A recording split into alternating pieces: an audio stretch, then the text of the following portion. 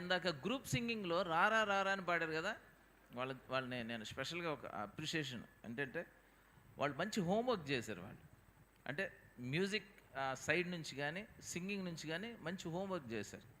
So డెఫినెట్గా వాళ్ళని appreciate చేయాలి. ఇందాక చెప్పాను, కొంతమంది గ్రూప్ సింగింగ్లో మొదటి బహుమతి దూరం నుంచి వచ్చి ఎత్తుకుపోతున్నారు. Saint Paul's Church, Parvathipuram.